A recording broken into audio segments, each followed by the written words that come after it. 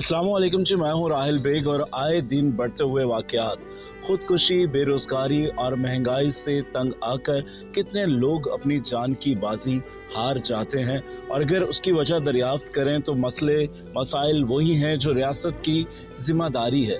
नौकरी देना, उन्हें तहफ़्फ़ुज़ देना और एक अच्छा मुस्तक़बिल देना, ये रियासत की ज़िम्मेदारी है। मगर रियासत कहीं न कहीं नाकाम नज़र आती है जब इस तरह के वाक़यात होते हैं।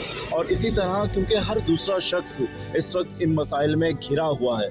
जैसे ही एक ख़बर आती है या कोई वाक़या आता है कि एक शख्स ने अपनी जान दे दी, तो दूसरा शख्स ये सोचने के लिए तैयार हो जाता है कि शायद ऐसा करने से मेरे मसाइल ख़त्म हो जाएंगे या मेरे से जुड़ी हुई मुश्किलात ख़त्म हो जाएंगी।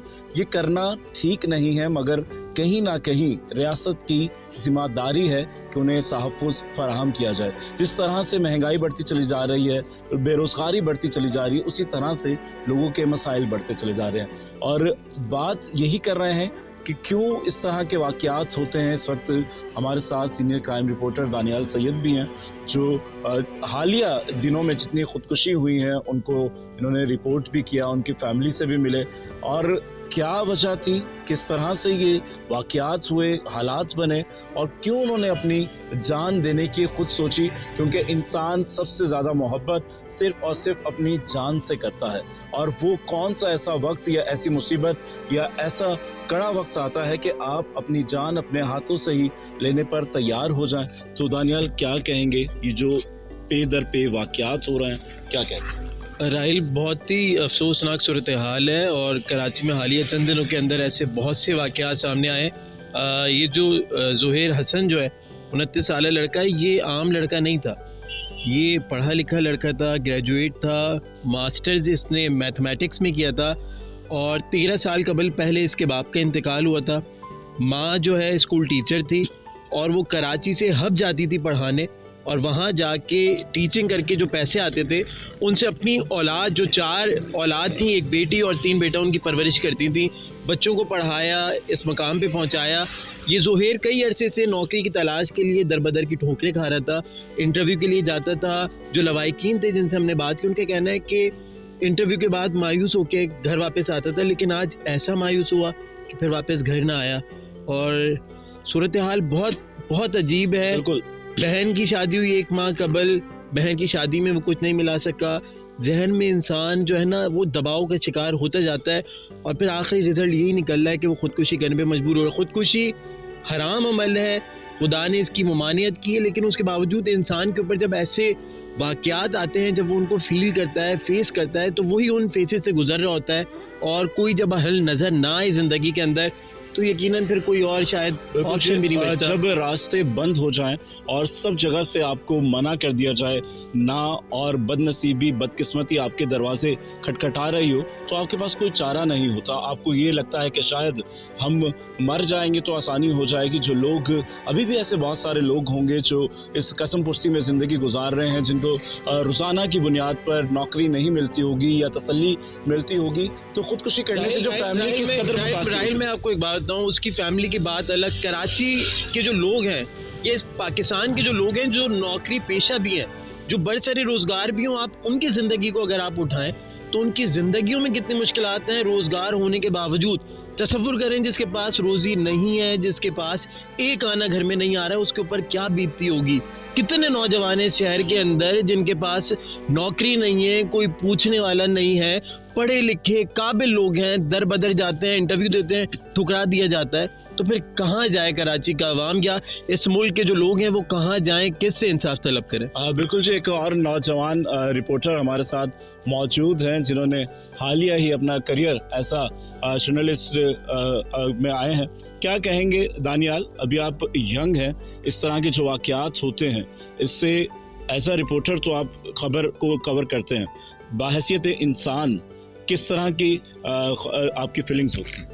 देखें राहिल, बिल्कुल जिस तरीके से अंदोनाक वाक़यात हो रहे हैं गुज़िश्ता 2 हफ़्ते के दौरान, जो हमने मीडिया के ऊपर देखे, कवर भी किए वाक़यात, तो बुनियादी तौर पर हम जिस तरह हमारे सीनियर दानियाल सैयद भाई ने एक बात की कि ख़ुदकुशी एक ममानियत है, उसकी इस्लाम में हमारे मज़हब ने उसको गैर पसंदीदा अमल जो है करार दिया। लेकिन हम उसके एस्पेक्ट्स भी नहीं जाते कि कोई इंसान जो 4 बच्चों का वालिद है, जिसकी एक बीवी है, ख़ानदान है, उसका एक रोज़गार है, उसका घर है, तो कोई इस قسم کا انتہائی قدم کیوں اٹھا رہا ہے کہ جس کے نتیجے کے اندر وہ اپنی جان سے جا رہا ہے. بنیادی طور پہ ہم اس کا سبب تلاش نہیں کرتے کہ لوگوں کی زندگی کے اندر کس قسم کی جو ہے مشکلات کا شکار ہیں. مطلب 4 سال لوگ لگاتے ہیں یونیورسٹیز کے اندر پڑھتے ہیں, خرچہ کرتے ہیں, والدین اپنا پورا سرمایہ لگاتے ہیں. اس کے بعد جب آدمی کسی ادارے کے اندر اپنی CV لے کر جائے, اس کو زیادہ ٹھوکریں کھانی پڑیں, 20-25 ہزار کی نوکری جو ہے اس کو لاکھوں روپیہ اپنے اوپر لگانے کا کرنی پڑے, تو میرا خیال ہے کہ بندہ پھر اسی طرح انتہائی قدم اٹھاتا ہے. یا تو پھر وہ ہاتھ پھیلاتا ہے یا دوسری جانب جو ہے وہ ہاتھ سے دو بیٹھتا ہے. دوسری جانب ایک بات کی جاتی ہے کہ فلاحی ادارے جو ہے وہ اس ملک کے اندر موجود ہے, شہر کے اندر موجود ہے, لوگوں کو کھانا کھلا رہے ہیں, لوگ کپڑے فراہم کر رہے ہیں, صحت اور تعلیمی سہولیات فراہم کر رہے ہیں. لیکن ہمیں یہ سوچنا چاہیے کہ فلاحی ادارے موجود کیوں ہیں. مطلب یہ آئے دن فلاحی اداروں کے اندر یہ رجحان بڑھتا کیوں جا رہا ہے کہ آئے دن کوئی نہ کوئی ٹرسٹ جو ہے اس میں اضافہ ہو رہا ہے, لوگ بڑے پیمانے پہ چیریٹی کر رہے ہیں. تو ریاست بالکل, یہ ساری ذمہ داری ایک آدمی کو ریاست پاکستان آئین و قانون کے تحت لکھا ہوا ہے آپ کے آرٹیکل میں کہ یہ ذمہ داری جو ہے وہ حکومت کی ہے کہ وہ چھت فراہم کرے گی, اچھی صحت فراہم کرے گی, تعلیم فراہم کرے گی. لیکن ہم اس چیز کو جو ایک پازیٹیو وے کے اندر سمجھتے ہیں کہ صحیح ہے, لوگ جو ہے وہ خیرات کر رہے ہیں, چیریٹی کر رہے ہیں لوگ لاکھوں کی تعداد میں, لیکن اس کا ایک نیگیٹو امپیکٹ بھی ہے کہ ریاست جو ہے وہ اپنی ذمہ داری صحیح طریقے سے ادا نہیں کر رہی. بالکل جی, ریاست کو اپنی ذمہ داری نبھانی چاہیے. اگر ایک نوجوان شخص ہے, اس نے اپنے مستقبل کے لیے بہت سارے سنہرے خواب دیکھے ہیں, اپنی زندگی کا قیمتی وقت لگایا ہے, تعلیم حاصل کی ہے, اس کے لیے ماں باپ کے خواب ہیں, کل کو وہ جب اس مستقبل کی تعبیر دیکھنے کے لیے جاتا ہے تو اس کو صرف نہ ملتی ہے یا مہنگائی ملتی ہے, اور وہ ایک ماں یا ایک باپ جس کے چھوٹے بچے گھر میں بھوک سے بلک رہے ہوں اور اس کے پاس ان کو کھلانے کے لیے پیسے نہ ہو, دودھ کے لیے پیسے نہ ہو, تو اس باپ پر کیا بیتے گی. جو اس کے گھر میں اس کی ماں ہے وہ کیا سوچے گی. تو یہی وہ سوچیں ہیں, وہ معاشرتی رویے ہیں کہ جب آپ کے پاس پیسہ نہیں ہوتا ہے, آپ کے پاس کوئی ایسے مسائل نہیں ہوتا ہے, تو پھر آپ کو زمانے کی حقیقت نظر آتی ہے. کس طرح سے اپنے پرائے ہوتے ہیں, دوست پرائے ہوتے ہیں, تو پھر ہر چہرہ بدل جاتا ہے. ہمیں جہاں پر ریاست کی ذمہ داری ہے وہاں پہ ہمیں اپنے معاشرتی رویوں کو بھی بدلنے کی ضرورت ہے. نہ کل کو پھر اس طرح سے کوئی زہیر یا کوئی فہیم اس طرح سے کوئی ایسا اقدام نہ اٹھائے کہ جو اپنی جان لے لے. خودکشی حرام عمل ہے, کوشش کریں کہ آپ اس کی کوئی متبادل راستہ ڈھونڈیں. اگر آپ مر جائیں گے تو آپ کے بچے یتیم ہو جائیں گے. جو باپ پیار دے سکتا ہے وہ اس کا کوئی نعم البدل نہیں ہے. کیا کہتے ہیں؟ بالکل ایسے ہی ہے راہیل, آپ نے بالکل صحیح کہا. خودکشی یقیناً حرام ہے اور ہمیں اس طرف نہیں جانا چاہیے.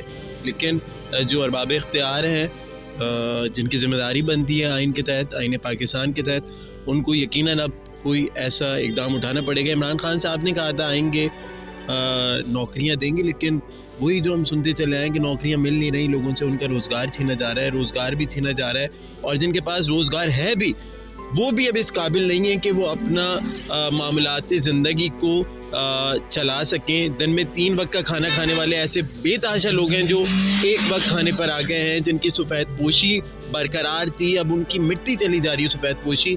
تو بہت ابتر صورتحال ہے اور لفظ نہیں ہے شاید راہیل میرے پاس. بالکل جی, حکومتیں دعوے کرتی ہیں نوکریاں دیں گے, گھر دیں گے, مستقبل دیں گے. مستقبل قبر کی صورت میں مل رہا ہے. کوئی گورنمنٹ نعرہ لگاتی ہے روٹی کپڑا مکان کا, وہ کفن کی صورت میں آپ کو کپڑے دے رہے ہیں اور قبر کی صورت میں مکان دے رہے ہیں, اور اسی طرح سے روٹی وہ دے رہے ہیں جو آپ مرنے پر کھاتے ہیں.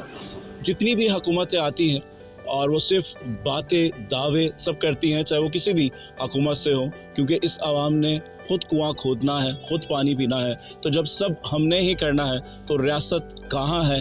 کیوں اپنے قانون نافذ کرتی ہے؟ کیوں دعوے کرتی ہے؟ کیوں باتیں کرتی ہے؟ رحم کریں, کچھ ایسی پالیسیز لائیں کہ اس طرح سے اگر آپ کی نوجوان نسل, آپ کے یہی چراغ جن کو جل کر روشنی پھیلانی ہے, یہ خود ہی بجھ جائیں گے, تو اس ملک کا مستقبل کیا ہوگا؟ خدا حافظ.